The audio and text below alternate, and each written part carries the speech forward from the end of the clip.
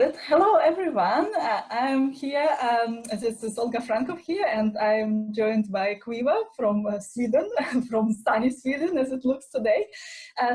Today we would like to talk a little bit about how to stay energized and healthy, and obviously in the conditions of lockdown continuing and our strange, difficult circumstances still going on. So we would like to talk about that, how we stay on top of our priorities, goals, and on top of our balanced life, basically. And I would like you to introduce yourself and tell us about yourself. Great, thank you, Olga. I'm Caoimhe Smyth. My business is called Fit Green Lean. I'm a nutritionist, a yoga and a breathwork instructor. So I take a really full circle 360-degree view of health. It's not just about getting strong and building muscle. It's not just about feeding ourselves the right nutrients, fresh food.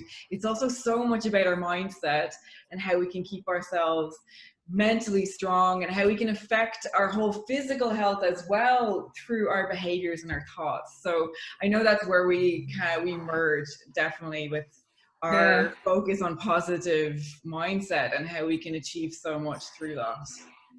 Yeah, totally. In this situation, particularly, we need to have the positive mindset. That does help, definitely. Yeah. Right.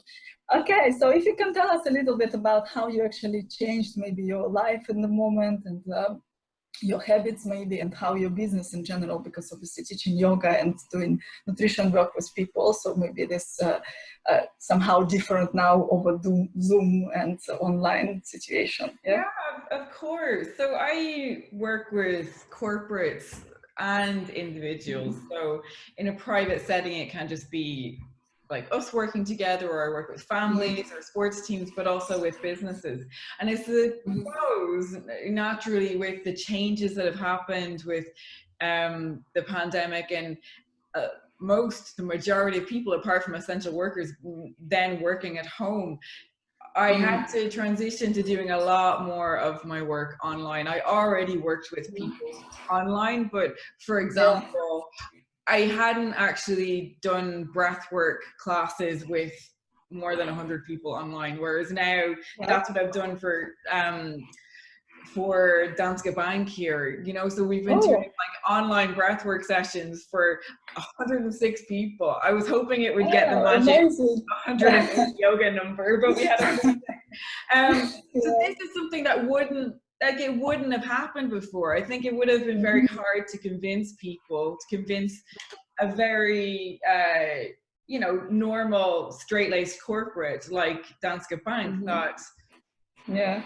let's do a breathwork class online. It just wouldn't have clicked that that's where you could get benefit. But the fact that everybody has gone online for everything now has made a lot of opportunity. Like before, I did work with people online, but smaller groups or really just mainly individuals. And I think that everyone is now freer and has this different vision of what you can achieve online and the connection you can do online and the types of things you can do online, like a breathwork class, a yoga class, like of course we understood before that you can have a conversation and you can look at spreadsheets together, or you can have a therapy session or a nutrition session, but I'm so excited by the amount of things that people now know you can do online. And so this has been a great opportunity for me as well. I think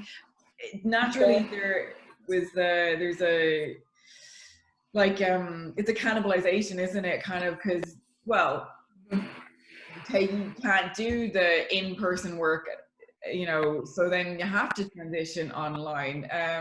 So there's a loss, but also a gain.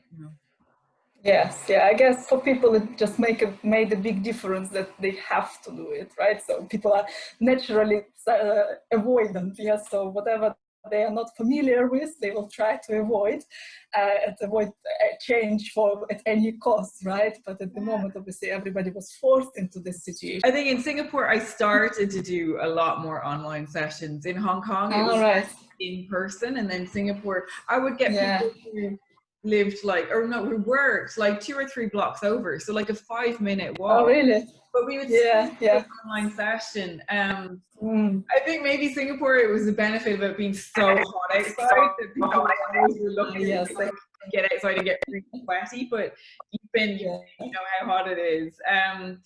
But yeah, it was kind of like 50-50, whereas now it's much more likely that you're going to get, well, all people. But I think in Singapore, or in Sweden, correction, in Sweden, you know, we're allowed now do one-to-one sessions, and realistically there was never a ban on that. But what happened in practice was that most people did cut down on those kind of activities. So they did stay at home more. If they were going out, it was probably to like a coffee shop, but they wouldn't have taken any kind of one-to-one interaction unless it was a complete necessity, like an emergency dentist appointment, or you know, if there's a there's a doctor surgery near us, so like emergency doctor appointments. Yeah, that makes sense. Yeah, so Swedish people basically were disciplined by themselves, whilst in the UK we had to be disciplined by the government. Right? In a way, that's the difference.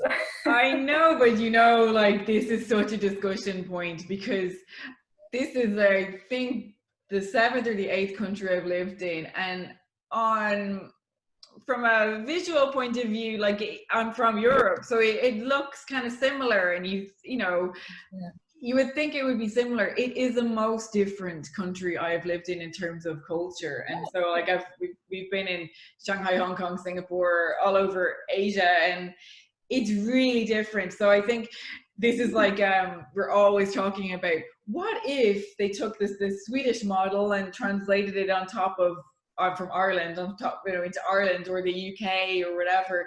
Would it have worked? Which one is better? And I think it's so incomparable, because the way people behave here is so wholly different. And so, because I think sometimes there's the attitude of like, oh, well, British and Irish people, Italians, maybe Polish or whatever, are just badly behaved, and so we would never follow the rules. I think though there's so many other factors involved. You know, people are quite reserved here, so they naturally keep a distance, my opinion, of course.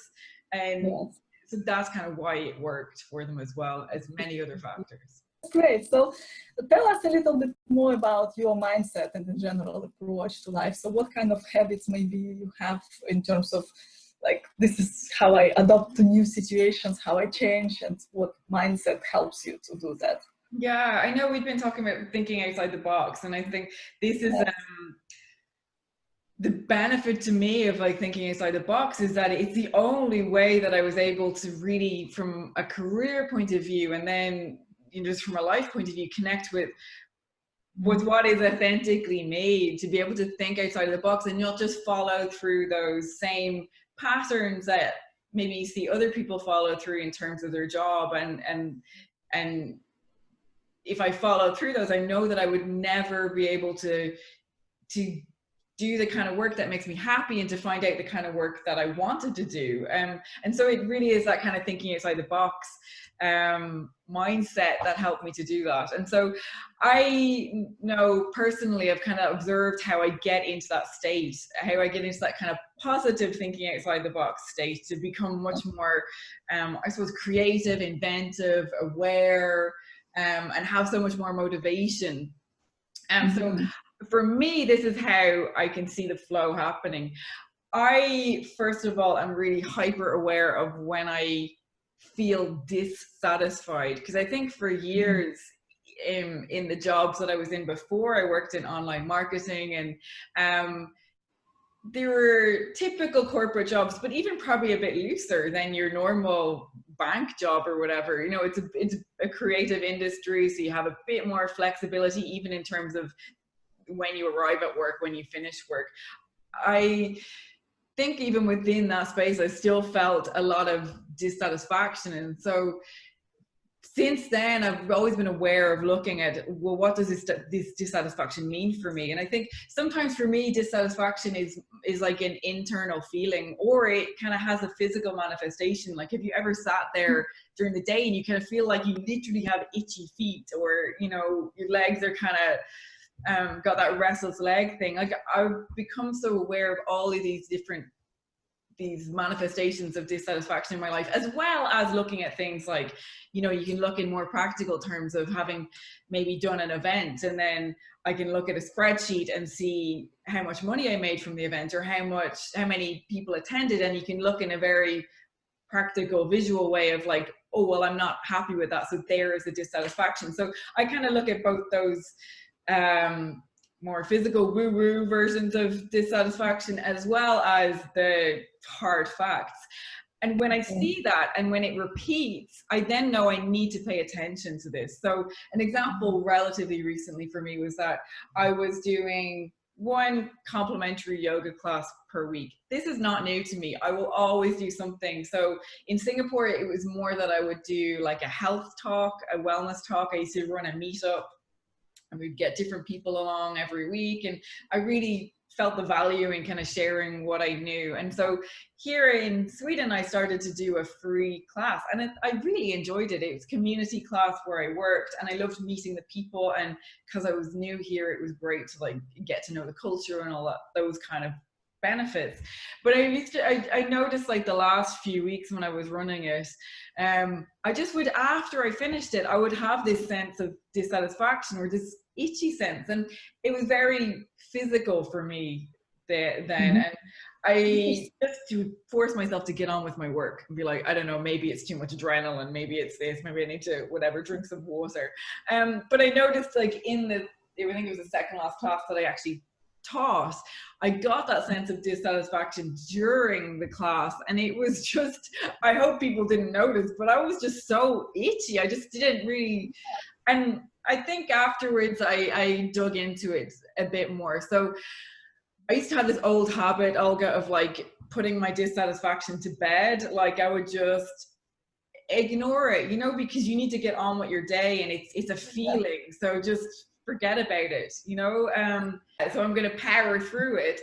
But also, you know, societally, you're told not to be such a baby. Just get on with it, you know. And so afterwards, I sat with it for a while. And, you know, most of the time sitting with it is not a complicated process. It's maybe literally sitting with it and breathing. And I'm crazy about yoga breathwork, but it's not even doing yoga breathwork. It's just sitting and thinking. And so,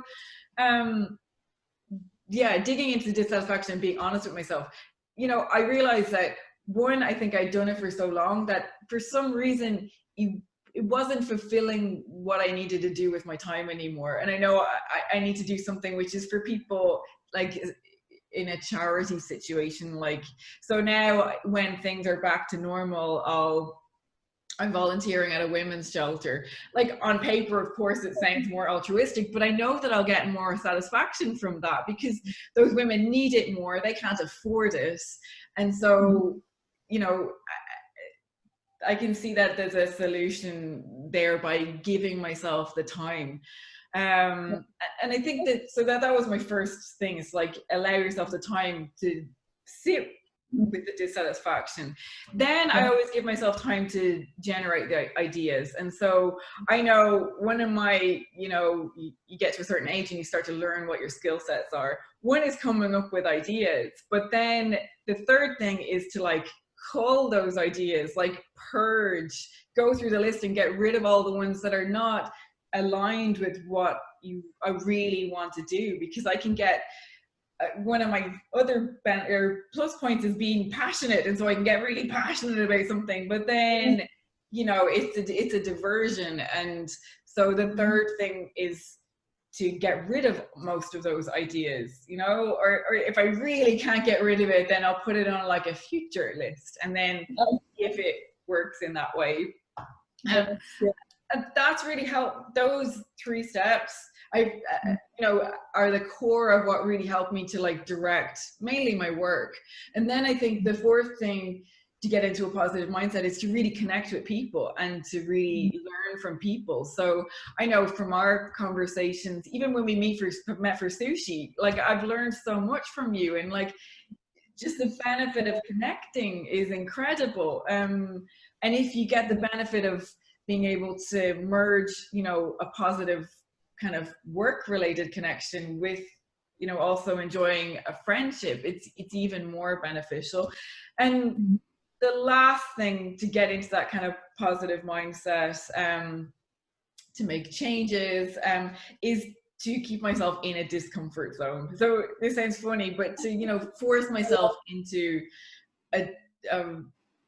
some discomfort during the day. And it can be anything. I don't mean sitting with cold feet. I mean, you know, ringing whoever it is when I just couldn't be bothered, or I feel like my brain is too tired. Just pushing that little bit harder is the thing that I really benefit from. And I know my personality, like I know that I am so driven towards certainty. Like you mentioned it, like I am so, it's a human condition, but I know that at certain times I'm really drawn to certainty. And so if I can push myself out of my comfort zone every day, it's just incredible for me. Yeah.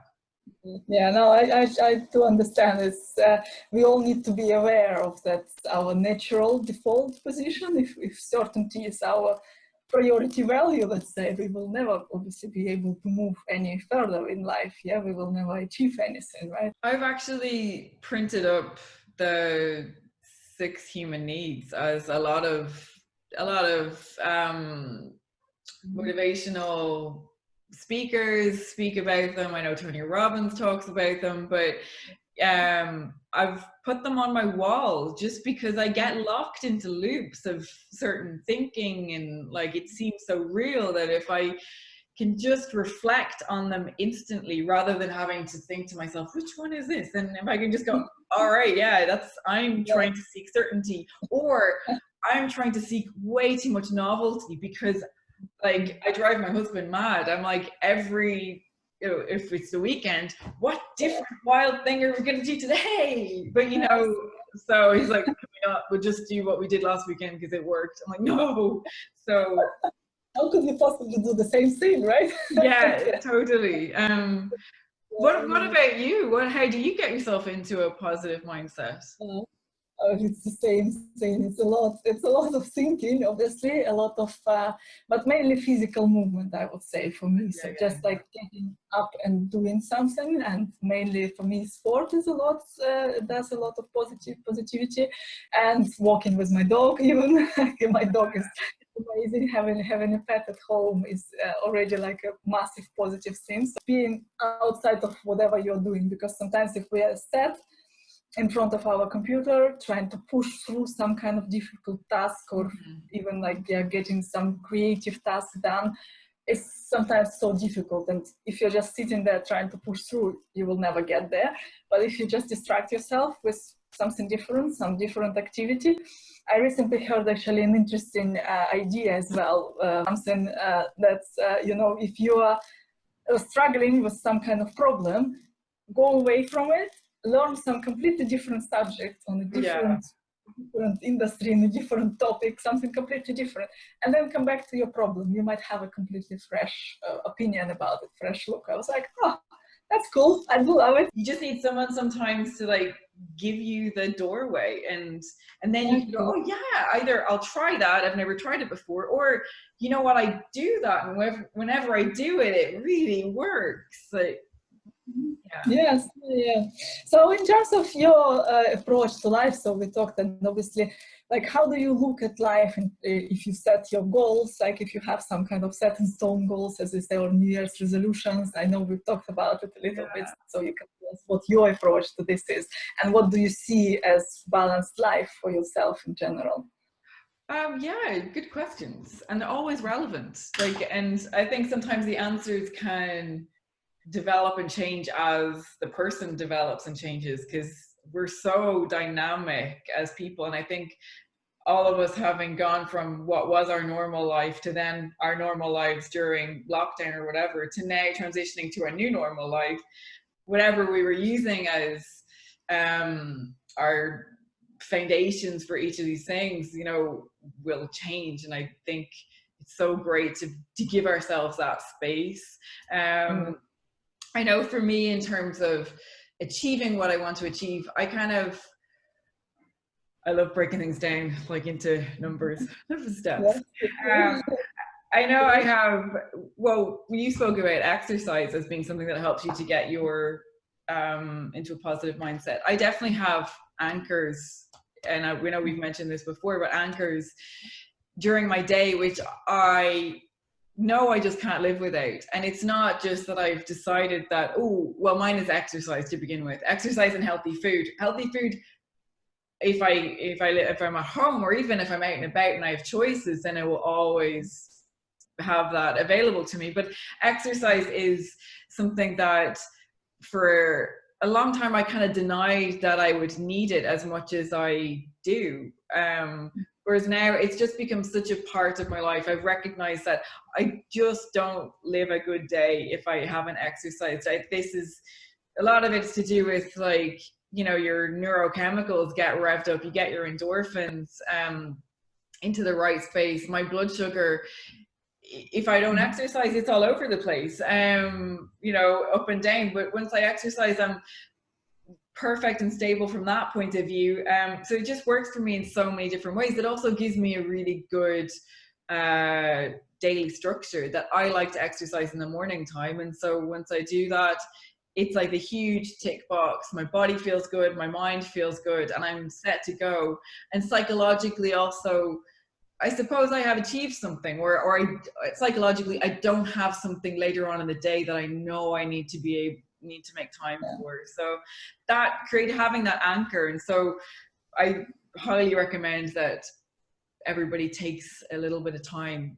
Maybe it's sitting for 5 minutes, maybe it's 2 weeks, you just have it in the back of your mind, like, what are my anchors? The things that I do use, like, consciously is, one, I consciously think about, if I'm thinking about achieving goals, expectation versus reality. What do I expect for myself to achieve? What do I want to achieve?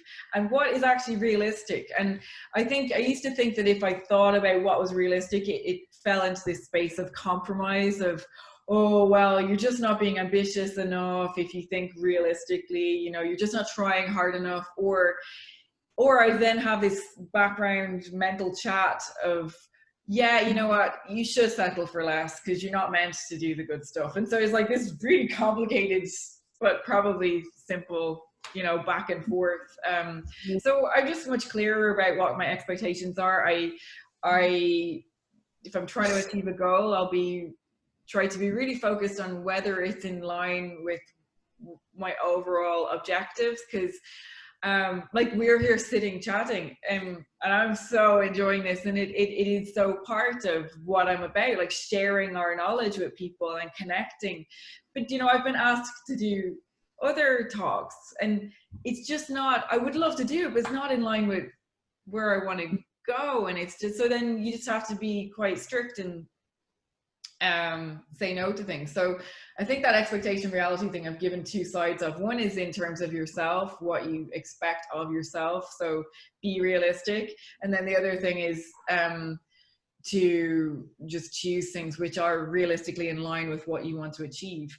The second thing that I use is cues. I set up kind of positive cues for myself during day. So we keep coming back to certain things again. It's that certainty versus novelty. So within my day, I need to have, of course, certainty to feel safe and to create a platform to be able to get on with the things which are more challenging, more novel. Like, we work for ourselves, Olga, so there's always things that you haven't done before that you need to do, and it's that discomfort zone again, getting into somewhere which is a bit uncomfortable. Oh no, you know, and doing it in front of people in terms of an online space, it can be a little bit intimidating sometimes. So I set up kind of solid cues for myself during the day that keep me supported. So That's nice.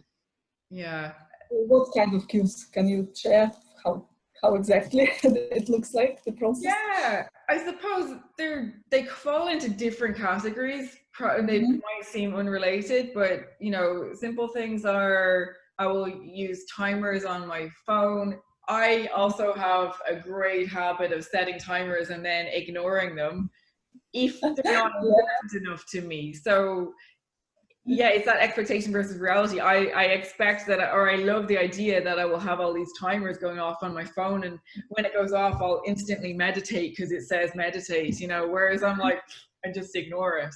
So I set up cues that I know that I know just are positive reminders of things that I deeply want to do. So in the morning time, if I forget to do breath work, then a reminder goes off. And I just have forgotten enough times that I now know that I need to do it. Like I know the benefits I get from it. And so that's one of the cues.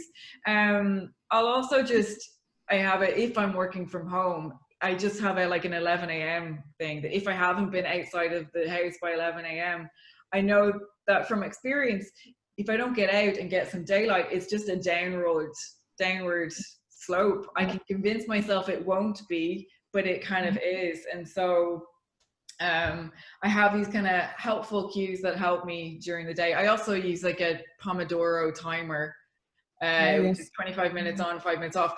I would love to pretend that I'm like a total badass and I use that all the time, but I don't. But I will have in my calendar once a week, there's a reminder of that comes up. So I can go, you know, I haven't used it once this week. Oh crap.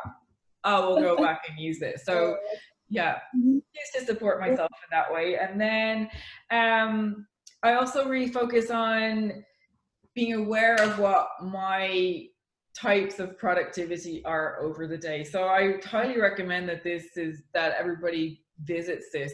Even with clients who come to me and they purely are looking at nutrition or, you know, body composition, I think we need to look at what our body and mind need over the day, and then we look at what we're trying to achieve, and so then you try to create a merging, like a harmonious merging of those. So for example,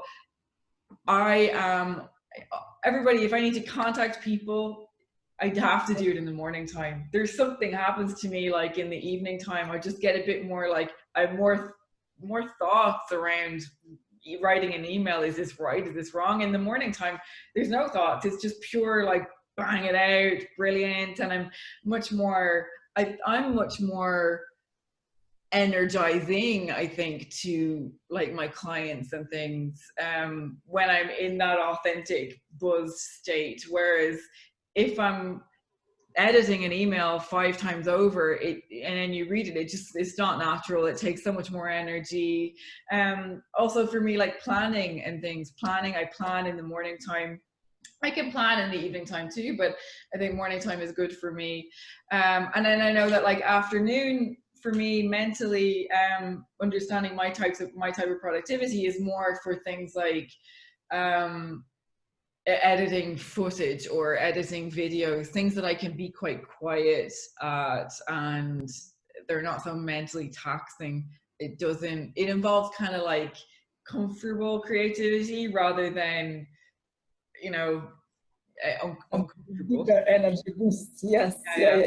In the morning we have the natural energy boost. I mean, some of us, not everyone. For example, my morning starts about 10 a.m. because I'm not functioning before that. So for me, I know my productivity time as well. So I wake up early, but I do a lot of like different things, like my morning routine. Yeah. But 10 a.m. when I'm like fully properly awake. Before that, like, don't talk to me, don't touch me. that's my approach. But you know, everybody's different. But a lot of what you're saying, it comes back to self-awareness, right? So for everyone to learn what they are, who they are, what they prefer, and then basically working out how life works for them rather than them being a slave or some kind of rituals which people have put on them and what is expected outside and what is expected of them. Yeah, because it's so, I agree completely with what you say. It's like, would you have to live in line with the rituals or just the patterns that have developed over years and years? And you know, if you really look and dig back into why there's a 9 to 5 or a 9 to 6, it made sense. Like in Industrial Revolution, it made sense that everyone would do these things at certain points, and we would punctuate the day at similar times. And so if you're looking at pure like productivity, not taking into account actual humans with actual drives and different energy over the day, that made sense. But what we understand now anecdotally, but luckily I love when then all the studies start to come out, because then you can validate your own feelings. Because sometimes I know myself, but I working with clients, we don't feel confident to validate to act on what we know, because there isn't like hard and fast data to support it. Whereas now there are all these studies that show this is your brain activity in the morning time, and these are the types of activities, actions it's suited to, and this is your brain activity and your neurotransmitters in the afternoon, and this is what it's suited to.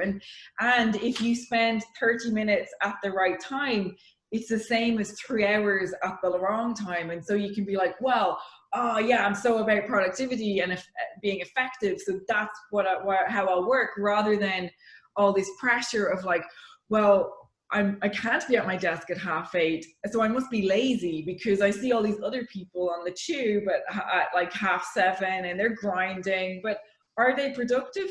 Maybe they are, but you know, certain people wouldn't be, you know. And it's the cliched thing of like even the tech developer working late at night, because maybe that's when they're more productive. It doesn't mean they're odd or weird or, you know. Yeah, exactly. That's their regime. That's what suits them, right? So that's amazing. Okay, so we've touched a little bit on it already, like in terms of staying energized. So talking to everyone, like how would you what would you suggest would be like the top 3 to 5 tips to stay energized, healthy, looking after your well-being?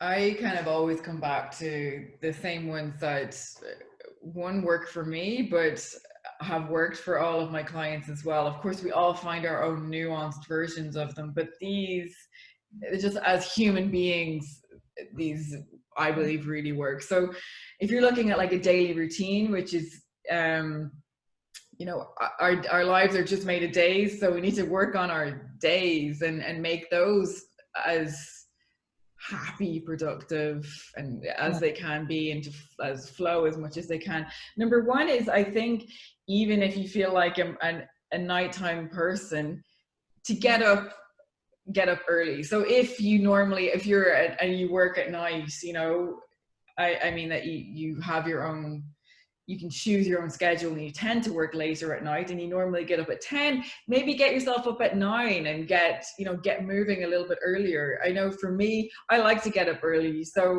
but I will always push myself to get up maybe a little bit earlier and get outdoors and get some daylight, because there is a huge difference in the types of light that exist in the morning time. So for us, just as humans, it might look the same light, but actually it's different, and it interacts with our hormone system in a different way, or it kicks off the right hormones at the right time. So then you have a much more productive, awakened, energized day. And then naturally at nighttime, then melatonin comes in at the right time, and then we can sleep. So if it creates, it's one point in a cycle, you know, and so it's so important. So that's the first thing I would say, like, get up and get out, even if you're in your pajamas and you're going to throw on a coat and just walk around the block, like that alone can change your whole day. The second thing I would say is to eat protein in the morning. I know this goes against what a lot of us were raised with, you know, it's toast and cereal, but the difference that it can make in your life when you consume protein, a high protein breakfast, it's not just about body composition and, you know, showing your abs. Forget all that. We're like, sure, that's important, but if it's important to you, it's important. But what we're talking about here is like mental focus and happiness. So the neurotransmitters that create happiness in our body, so like serotonin or dopamine, even GABA, they're made from amino acids, which is what protein is made from. So if you're not actually giving yourself the building blocks of these happy hormones, where are you going to get them from? You know, you may as well make it easy, and just feed yourself them in the morning time. The other thing is that so much of our mental focus, our physical energy is related to having a stable blood sugar.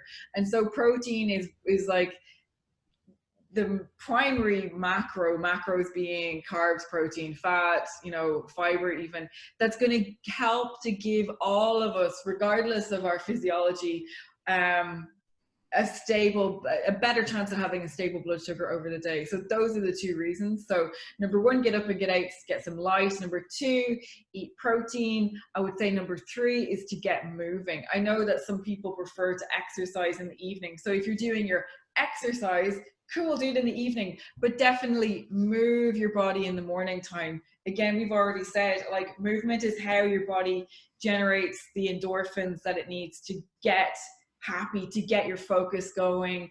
You're also going to boost your metabolism. You're going to have a healthier digestive system. Basically, it's like everything. Like, we're in these physical forms, so that move. So they're thinking that, oh, I'll move, you know, 8 hours after I get up. It's just so bananas. No, move now, and then your body can do what it needs to do. Also, I think from a psychological standpoint, the fourth thing that I recommend for everyone is to give yourself a small win in the morning. I'm all about 360 health, so the physical movement, food, but also how we think. And you know, it is down to, of course, what we just mentioned, like, you generate the right neurotransmitters through your food and through movement, but also through just behaviors and feelings. So if you give yourself a small psychological win in the morning, for me, like, it can be it's really simple. Maybe after breakfast, it's that I leave the kitchen and it's quite clean and tidy. That might only mean putting 3 things in the dishwasher and spraying down the counter, sweeping the floor. But like, it's kind of a psychological win. Sometimes it's making the bed. It can be anything really small, you know. I think that's 4 things. And then the last thing is breath work. I am insanely passionate about breath work. I'm also insanely passionate about meditation, but my experience and the experience of now having shared my passion for breath work with a lot of people is that we can affect so much more change in such a shorter amount of time through breath work. It's something we can do anytime, anywhere, and we can spend 30 seconds doing Nadi Shodhana, which I know you're into yoga as well, so you'll know that. And there are so many other breath works we can do that it completely changes our outlook. It can change our neurotransmitters. It can change so much. And so that is something I highly recommend that everybody just dedicate 30 seconds to, you know, 180 seconds, 3 minutes to every day. So I'll give you my summary. Yes, yeah, those are amazing. So in terms of breath work, would you say there is any resource that people can look at? So some kind of guided breath work, or do people just have to find whatever works for them? Because obviously, like, not everybody is familiar with it. Usually I notice when people hear breath work, they're like, yeah, okay, that's it. Done. Yeah, totally. But you know, like, so well, I know we think breath work and then just, oh, deep breathing. Some of it is. If that's all you know, then do it. Just put on like a 30-second timer and just breathe, like, just think about your breathing. Because as wild as I am about it, and as much of my life and work is about yoga and exercise and breath work, I often catch myself like not breathing. Of course I'm breathing, but it's in the most shallow, like I can't even sense it. Yeah, so if you don't know about breath work, then literally just sit and breathe in a more conscious, deep way. This is a huge win. Other things, like there are so many simple ones where you can just remember it very quickly. 4 and 8. Breathe in for 4 and try and slow your breath till you can get it out for 8. You know, exhale for 8. And that can take 2 minutes to get into. At the start, if you're breathing in 2 and out 3, perfect. But you're trying to essentially double your exhale from your inhale. That's hugely beneficial. And then there are so many others which are so strategic, you know, to energize us, to calm us down, to specifically deal with anger, to specifically deal with you know, recovery after exercise. And of course, people can come to me, you know, check my YouTube, check my Instagram. I've got loads of resources there. But you know, I use a mix of like Indian yogic pranayama breath work, as well as including other styles of breath work, which like the Navy SEALs use in America. And one of those very simple ones is box breathing. So it's similar with counting. You take the count of 4, you inhale for 4, you hold for 4, you exhale for 4, and you hold that exhale. And so you make a little box. So one thing I'd like to share is that breathwork doesn't need to be complicated, but I think breathwork is more than what people think it is. It is so powerful, like insane. Tell us about where to find you. What's the best way to reach out to you if someone wants to get in touch? Oh, great. Well, on Instagram, I'm at fitgreenlean_nutrition. On Facebook, I'm at fitgreenlean. You can get me my website, it's fitgreenlean.com, and on YouTube I'm there as fitgreenlean as well. So it tends to be, if you just search fitgreenlean on Instagram, it'll pop up, and then you go to my profile and you'll get a link to everything else. Yeah, and drop me a message with any questions. All right, no, it's been great talking to you. Thank you for your time, Caoimhe, and I hope we will be in touch further down. And yeah, thank you to everyone who is listening, and you will see it on our channels, YouTube and Instagram. Bye bye. Bye, thank you.